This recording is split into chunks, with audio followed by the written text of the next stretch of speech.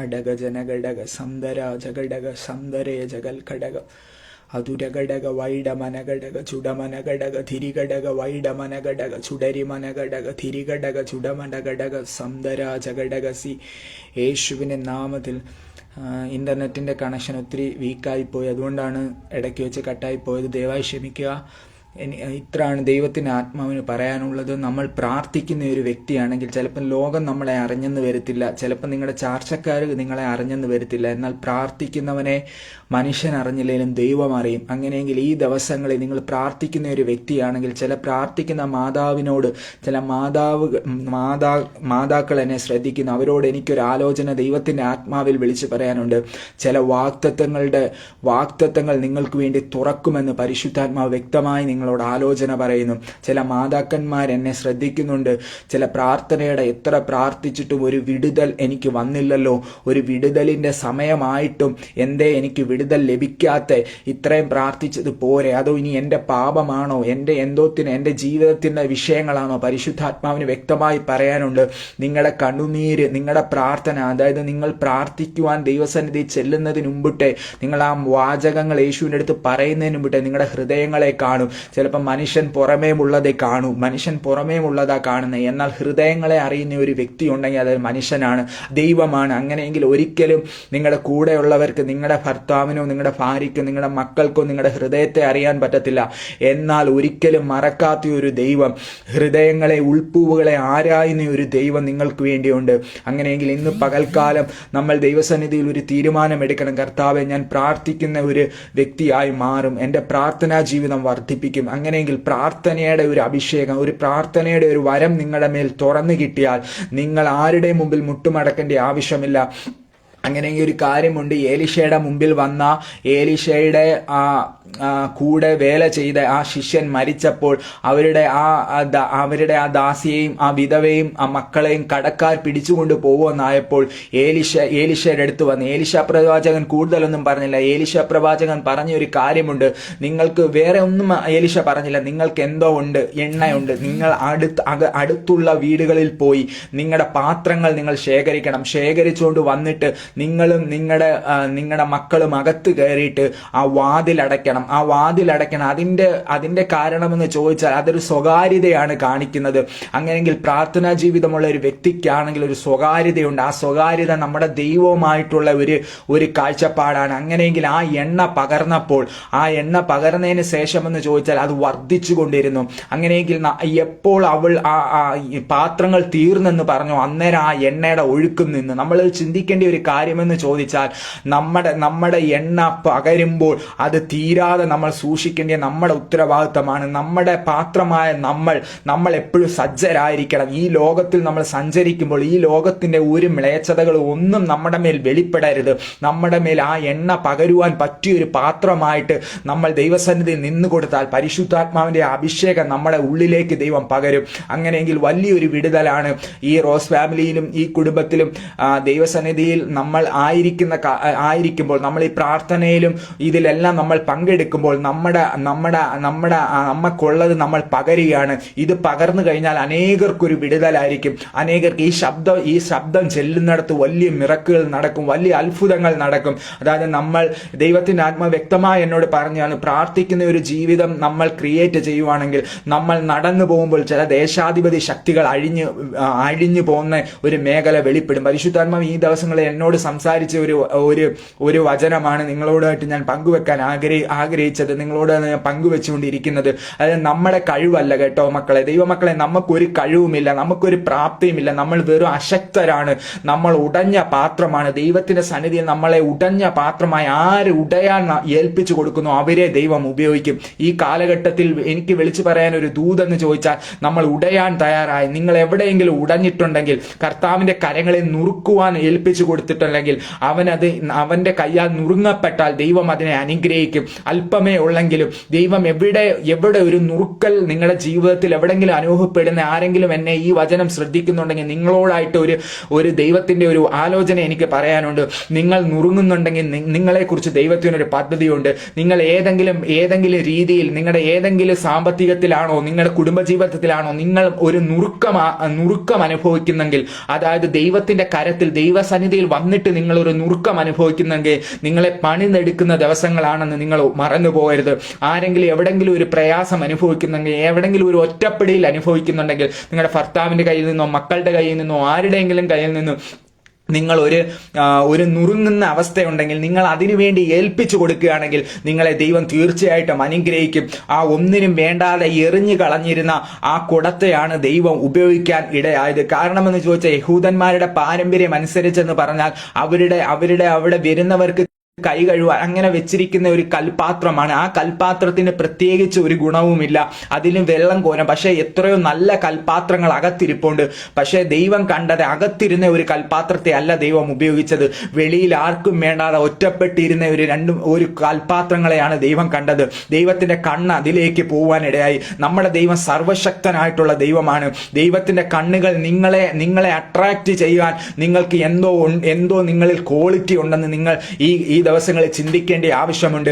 ആർക്കും വേണ്ടാതെ ഒറ്റപ്പെട്ട് കിടന്ന ആ കൽപാത്രത്തിലേക്ക് സർവശക്തനായ യേശുവിന്റെ കണ്ണുകൾ അതിലേക്ക് പതിക്കുവാനിടയായി. എന്നിട്ട് പറഞ്ഞൊരു കാര്യമുണ്ട് ശിഷ്യന്മാരോട്, ആ കൽപാത്രത്തിൽ വേണം നിങ്ങൾ വെള്ളം നിറയ്ക്കാൻ. അത് വക്കോളം നിറയ്ക്കണം. അത് വക്കോളം നിറഞ്ഞതിന് ശേഷം നിങ്ങൾ കൊണ്ടുപോയി ഇത് അകത്തു കൊണ്ടുപോകണമെന്നാണ് പറഞ്ഞത്.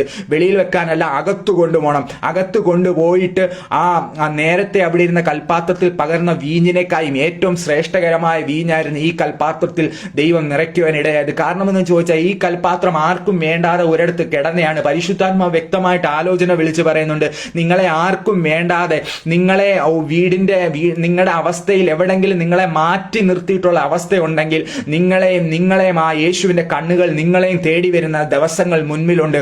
ഉടമന ഘടക സന്തര ജഗൽ ഘടകം വൈഡമന ഘടകസി അന്തന, യേശുവിന്റെ അധികാരമുള്ള നാമത്തിൽ ആർക്കും വേണ്ടാത്ത ആ പെൺകഴുതയുടെ കുട്ടിയെയും അഴിച്ചുകൊണ്ട് വരാനാണ് ദൈവം പറഞ്ഞത്. ദൈവം എവിടെ ഉപയോഗിക്കപ്പെടുന്നുണ്ടോ ഏറ്റവും മനുഷ്യരുടെ കണ്ണിൽ ഒട്ടും പ്രയോജനമില്ലെന്ന് പറയുന്ന വ്യക്തികളെ കൊണ്ടാണ് ദൈവം വലിയ അത്ഭുതങ്ങൾ ചെയ്തിട്ടുള്ളത്. നിങ്ങൾക്കറിയാമോ, മോശ ഒരു വിക്കനായ മനുഷ്യനായിരുന്നു. ദൈവത്തിന്റെ അടുത്ത് പറഞ്ഞ ദൈവത്തിന്റെ വിളി മോശയിൽ വന്നപ്പോൾ, കാരണമെന്ന് ചോദിച്ചാൽ മോശയെ വർഷങ്ങൾക്ക് മുമ്പേ ദൈവം നിയോഗിച്ച ഒരു വ്യക്തിയായിരുന്നു. അതായത് ഇസ്രായേൽ മക്കൾ അബ്രഹാമിനോട് പറഞ്ഞ വാഗ്ദത്തം അനുസരിച്ച് ഇസ്രായേൽ മക്കളെ മിസ്രൈമിൽ നിന്ന് പുറപ്പെടുവിച്ച് കൊണ്ടുവരുവാൻ മോശയെ ദൈവം തിരഞ്ഞെടുത്ത വ്യക്തിയാണ്. ദൈവം തിരഞ്ഞെടുത്തപ്പോൾ മോശ ദൈവത്തോട് പറഞ്ഞൊരു കാര്യമുണ്ട്, ദൈവമേ, ഞാനൊരു വിക്കനാകുന്നു, എനിക്ക് സംസാരിക്കാൻ കഴിവില്ല, എന്നെക്കാളും പ്രാപ്തിയുള്ളവരുണ്ടല്ലോ, നീ അവരെ കൊണ്ട് ചെയ്യിച്ചൂടെ?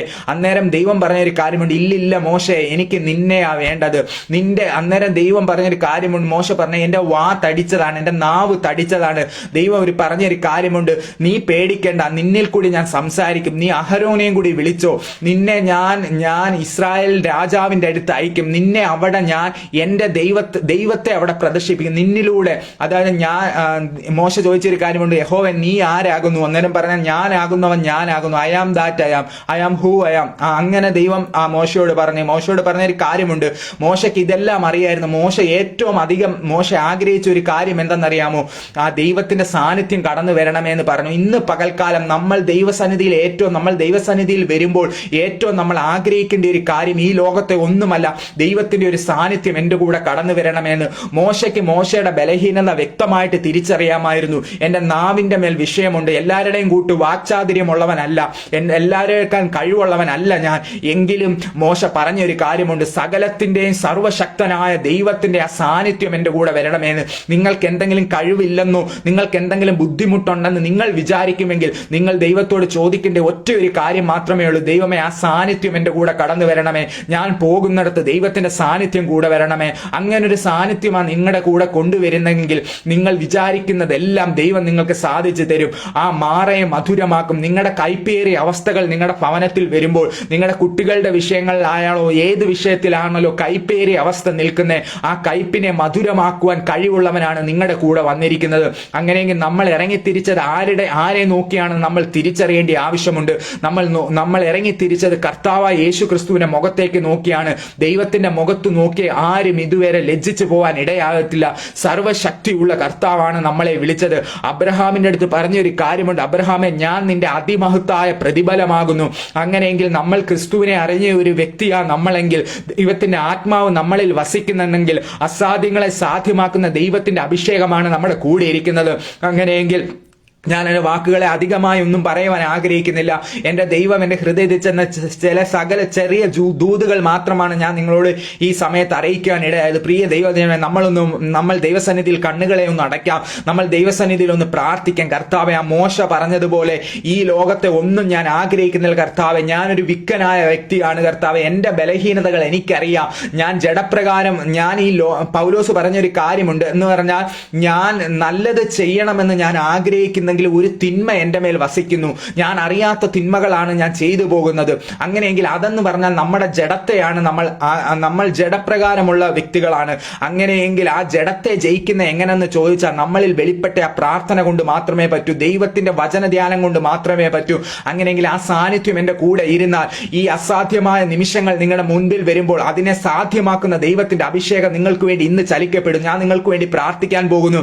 നിങ്ങൾ അല്പസമയം ഒന്ന് ഏൽപ്പിച്ചു കൊടുക്കുമെങ്കിൽ ചില വിഷയങ്ങളുടെ മേൽ ദൈവത്തിന്റെ കരം ഇന്ന് പകൽക്കാലം, ഇന്ന് രാത്രികാലം ചലിക്കപ്പെടുമെന്ന് പരിശുദ്ധാത്മാവിനോട് ആലോചന വിളിച്ചു പറയാൻ പറയുന്നു.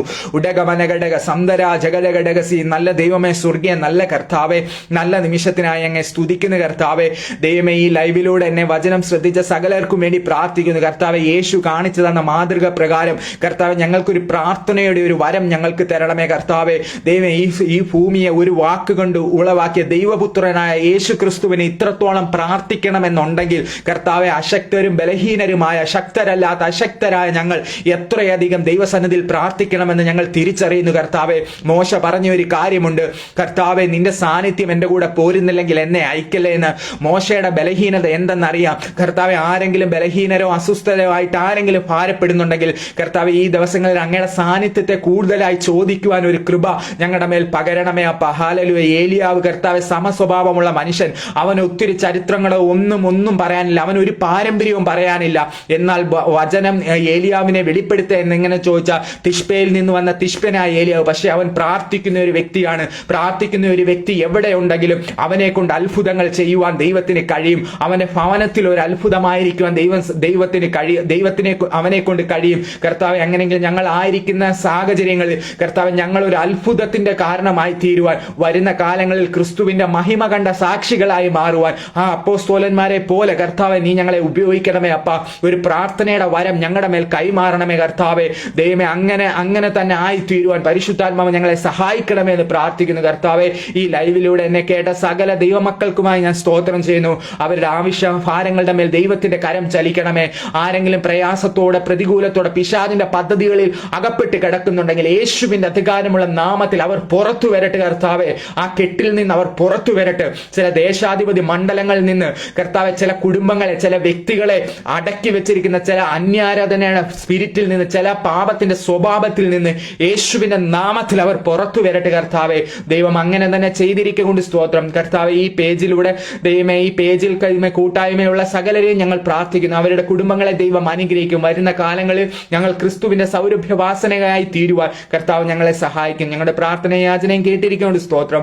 മഹത്വം അങ്ങേക്ക് യേശുവിന്റെ നാമത്തിൽ തന്നെ. ആമേൻ.